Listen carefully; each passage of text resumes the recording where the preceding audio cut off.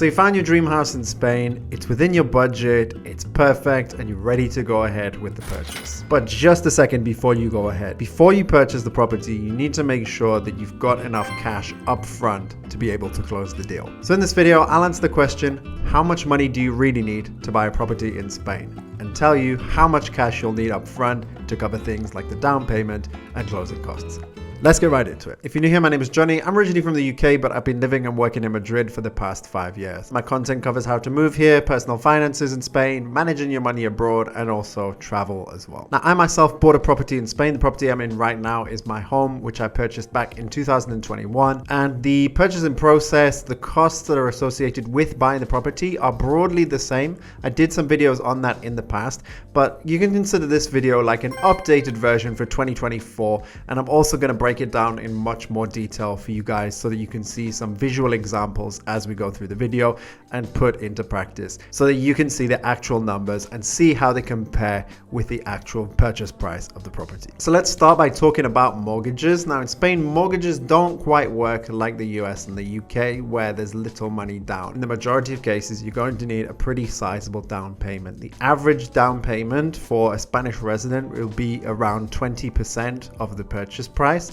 In the case of a non-resident, that can be 30, 40% and even upwards, depending on your economic profile, how long you'll be spending in Spain, and a whole range of other factors. That said, there are some cases where it is possible to put down 10% of the purchase price or less.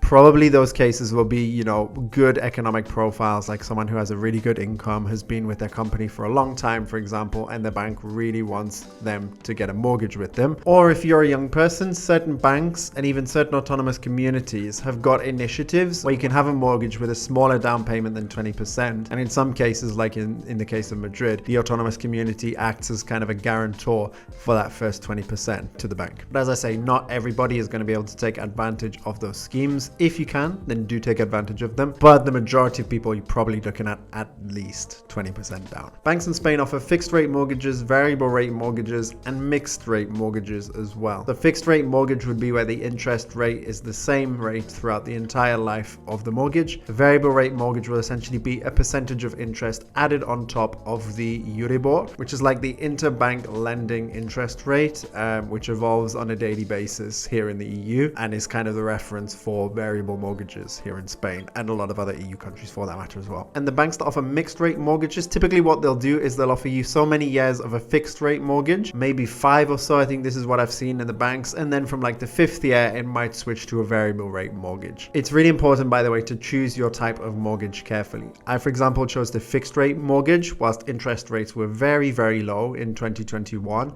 And that low interest rate has stayed with me up until this day and will stay with me, for the duration of my mortgage for as long as I have this property. Meanwhile, people who had variable rate mortgages like 2022, pre-2022, got absolutely hammered when the Euribor and interest rates kept on going up throughout the course of 2022 and 2023, and a lot of them saw significant changes in their mortgage payment. So do keep that in mind when you're choosing your mortgage. Mortgages in Spain can typically go up to 30 years. That's kind of the most common duration of a mortgage. You've also got like 20-year, 15-year, and 10-year mortgages as well that exist. And again, think about what is a suitable duration for your mortgage. Obviously, the longer period your mortgage is, the lower your monthly payments will be, but the more you'll pay in interest, and vice versa in the case that you have a short-term mortgage, higher monthly payments but lower interest paid overall. We'll see more about that a bit later in the video. So now, on top of the down payment for the mortgage, when it comes to buying a house in Spain, there are closing costs associated with buying the property, as one might expect. Let's have a look now at what some of these main purchasing costs are when you're buying a property in Spain, starting with what will be the biggest one for everybody, which is either VAT or what's known as ITP in Spanish. So VAT, value-added tax, or IVA as it's known in Spanish, is a concept that will only be paid if you're purchasing a new build property. So something that's been built by the developer and you're going to be the first person that's living in that property. In Spain, the VAT rate that you'll pay on a transaction for a new property is 10%, with the exception of the Canary Islands, which has its own special tax of 6.5%. You'll also need to account for the cost of what's known as actos jurídicos documentados in the case of a new purchase and VAT. This will vary from about 0.5% to 2% depending on which autonomous community you're in, so you'll need to factor that in as well. So that's for new properties. On the other hand, if you're buying a second-hand property, that's to say the property was built a while ago, someone was living there already and they're now selling it on, in this case you'll pay what's known as el impuesto sobre transmisiones patrimoniales in Spanish, ITP or ITP. And what percentage of ITP you will pay will very much depend on what autonomous community you live in. Right down at the low end in autonomous regions like the Basque Country, it can be as low as 4%, whereas at the top end in autonomous regions like Catalonia and Valencia, it can be around 10 to 11%. I'll put a small table on the screen so you can see kind of what the ITP rates are by autonomous community. And keep in mind as well that some autonomous communities have a flat ITP rate. That means that no matter what the value of the property is, you'll pay that exact percentage, whereas others have kind of a progressive ITP rate. So for example, autonomous communities like Asturias and Castilla and León, up to a certain property value, you'll pay a lower percent, and then from kind of a certain bracket up to another value, you'll pay a slightly higher ITP, and then again, you'll kind of have like a top bracket for properties over a certain value as well. So it's very important to be aware of what the rates are for the autonomous community you're thinking of buying in, because it's definitely the biggest cost that you'll have when buying a property, and a few percent can have a really big impact on your finances. So what are the costs involved? If you're getting a mortgage, the bank will essentially ask you to do a valuation of the property known as a tasación in Spanish, and it will need to be done by a Bank of Spain accredited tasador, as they're known in Spanish. The reason they'll ask you to do this is because the bank wants to know what the value of the asset is in comparison to the purchase price, to know how much they can lend based on the value of that asset. So there's three possible scenarios here. One is that the valuation of the tasador comes out the same or around the same as the purchase price of the property. That shouldn't change the bank's decision in any case. The second possibility is that the tasador says that the value of the property is higher than the purchase price. Now, it really depends on the bank here, but you might get lucky and the bank might essentially be willing to lend you more money. Let's say, to give a simple example, you're going to buy a property and the purchase price that you've agreed with the seller is 100,000 euros. And the bank's standard conditions are like they will loan 80% of the value of the property. Along comes the tasador, he does his work and he says, okay, this property is valued at 120,000 euros. So if you're lucky, if you're fortunate, the bank may be willing to lend you 80% of 120,000 euros, which would essentially mean you need a lower amount of money down if the selling price agreed at 100,000 euros. It doesn't always work like that, but it is good information to have in case it does, or in case you want to speak to the bank when in the case that happens. However, there's also a third scenario which is possible, which is that the tasador values the property at less than the selling price. And this would have obviously the opposite negative effect, almost certainly. Taking our example again, let's say the purchase price that's agreed is 100,000 euros and the tasador only values the property at 80,000 euros. The bank will very likely decide that they will only lend, again, let's say 80% of 80,000. And this would therefore increase the amount of money that you need down because the bank is not willing to loan up against the full value of the selling price. What you might want to even think about doing is, if you find a property that you like, before you go to the bank or before you make an offer, you can even request the tasador goes round and does an evaluation and provides a valuation estimate so that you can figure out if you've got a reasonable offer, if the bank is likely to finance you up to that amount. And so the cost of this service will typically start around 250 euros and can go up to probably around 600 euros for bigger properties. You know, like a bigger property, you would expect, you know, the tasador is going to take him longer and therefore will need to be compensated accordingly. Next, we have notary fees. So the notary will be the one where when you complete the signing, the purchase of the property, you and the seller go before the notary. Everything is documented and the notary will basically sign off on the transaction to make it official. I had a look at what one might expect to pay for notary fees in 2024, and Idealista put it at between 600 euros to 1,000 euros depending on the value of the property, estimating that on average you can expect between 0.2 and 0.5% of the property's purchase value. That said, when I went to the notary a few years ago, the fees weren't that high. I think they were maybe 300-400 euros max in my case. That said, the value of the property that I purchased was on the lower end. Something you also need to pay, and the notary can do this for you as well, is registration of the property in the Registro de la Propiedad in Spanish, which is basically the official record of property owners in Spain. And when the the notary does their work, in this case, they'll be transferring essentially ownership in the registro de la propiedad to you, the new owner who's buying the property. Again, the 2024 estimates that I found on the internet are much higher than I paid. The estimates put them at around 450 to 600 euros, more or less, one might expect to pay, which is between 0.1 and 0.25% of the property value. But I think in my case, again, I only paid maybe 300 euros for the registro de la propiedad. So it seems the prices have gone up quite a bit over the past 3 years for notary services for this. You also need to plan for the cost of a gestor, which is someone who will essentially manage the, what's known in Spanish as provisión de fondos, basically financial provision for all of the services required for the ITP, for the notary fees, for the registry of the property. And this is estimated to cost around 300 euros. In my case, when I did this, the bank kind of took care of this themselves. That said, you may end up with a situation where you end up going with a different gestor for whatever reason. Yeah, in any case, have this amount ready as well, because you will need it to kind of get everything ready for the down payment, for the notary fees, for the ITP, all of that kind of stuff. And then one final cost that doesn't really seem to be relevant in Spain anymore, but I'll mention it just so it's out there, is the commission for your mortgage to the bank, which historically has been 2%, but nowadays the banks almost write this off and they don't charge anything. It's kind of 0%. So this is probably not something you need to worry about. Do speak with the bank to confirm,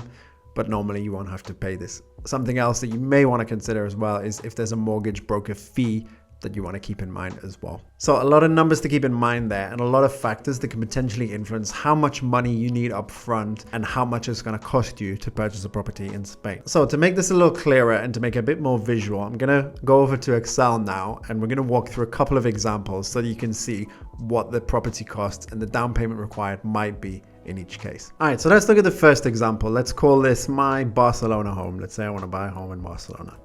The property purchase price, let's say it's 400,000 euros. The autonomous community is Catalonia, and it's a second-hand property. And we'll say it's a medium-sized property. So my ITP percentage, the transfer tax I'm essentially going to pay for the second-hand home, is 10%, which you can see here on the second line, which is purchase tax owed, ITP, IVA. So that's obviously going to be the biggest cost in this purchase. I've got here my tasación, like the valuation of the property. I've got the notary fees, registry fees, the cost of the gestor, that might be the bank, as I said before. I'm going to say there's no agency commission for me, the buyer in this case, and there's no mortgage broker commission as well. So my total purchase costs are going to be 42,150 euros, which is 11% of the property value. So already I'm going to need this money available. Now let's say I get a mortgage for the property as well. I'm going to say that I am a resident of Spain, for example. I need to put 20% down. So my down payment is going to need to be 80,000 euros. So that means I'm requesting a loan of 320,000 euros. And let's say that I'm requesting it over a period of 30 years. My interest rate is going to be fixed, so I'm going to leave this as no. I can change this to yes if I want it to be a variable mortgage. And I'm going to say my base rate is 3.5%. Now, in certain cases, the banks may lower the interest rate of the mortgage if you take out some products with them. Like, for example, if you have your salary paid into a bank account with that bank, if you take out home insurance or a life insurance product or an investing product with them, for example. I can input some values here if I want, and say if I'm going to take them or if I'm not going to take them. Let's say I don't want any let's say I don't take any deductions with this bank. So my interest rate stays at 3.5%. So my monthly mortgage payment for that property will be 1,436 euros and 94 cents. It would cost me 17,243 in mortgage payments per year. And I would repay a total of 517,000 euros, with almost 200,000 of that being interest. So to buy this property upfront, I would need 122,150 euros in cash to be able to close on that deal. Now let's take a slightly cheaper option. For example, let's say I want to buy a property in Castilla-La Mancha. Say I want to buy something in Guadalajara, for example. So 150,000. Let's say it's 150,000 euros, for example. Second-hand property, again, medium size. So the ITP rate in Castilla-La Mancha is 9%. So therefore my purchase tax owed would be 13,500 euros. You can see the closing costs here, like for the notary registry, are much, much lower. Again, we'll say no agency, no mortgage broker commissions. So the purchase cost will be 15,000 euros for this property. It's about 10% of the property's value. Again, let's say I take a 20% mortgage, 30 years. Let's say this time I do take some benefits from the bank. Let's say I get my salary paid into the bank where I open the mortgage. So they're offering me initially 3.5%, but I get a 0.6% reduction because my salary goes into an account with that bank.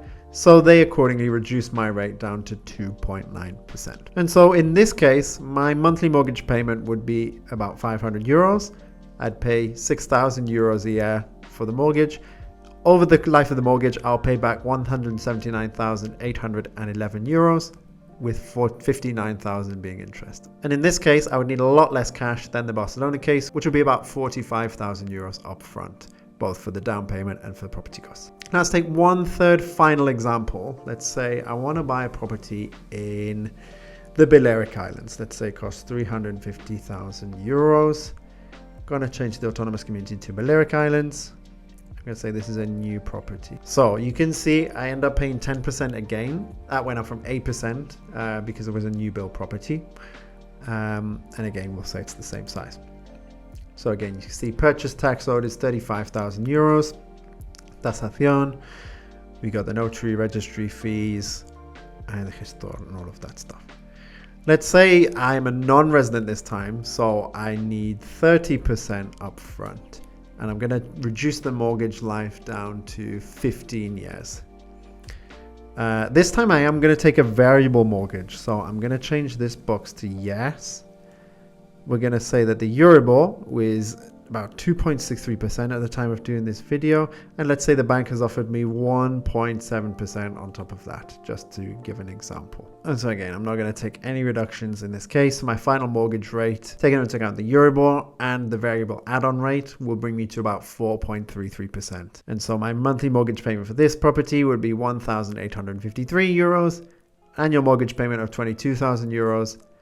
Total I would repay is 333,000 euros, with total interest of 88,000 euros, and I would need 142,000 euros of cash up front. The big thing here, of course, being that I have a much bigger down payment, and obviously the property tax makes up a large percentage of that as well. So I hope you found those visual examples helpful, guys. And if you're thinking of buying a property in Spain and you want to run the numbers, then you can download this file from my website. As you saw, the most advanced version comes with the ability to compare up to 3 properties for all the different types of costs that we walked through in this video, with the idea of giving you the most accurate estimate possible for when you're going to purchase a property. It also includes a currency converter at the bottom, so you can see what the amount of cash that you need up front converts to in your home currency, and you'll also be able to see a nice summary comparison between the different properties you're looking at, both in graph and tabular format. So go over to the website and check this out, guys. You can also get this as part of a bundle which will include the Spain tax calculator and the Spain cost of living estimate calculator. And so to round it out, guys, leave a comment and let me know, are you thinking of buying a property in Spain, and what do you make of all these purchase costs and the amount of initial capital that's required? If you enjoyed this video and you want to learn more about the practical and financial aspects of living in Spain, then be sure to check out my other videos where I've talked about how much tax you can expect to pay in Spain and what you might expect as a cost of living, with similar detailed breakdowns as you've seen in this video. So next time, I'll see you on the next one, and let's get this money.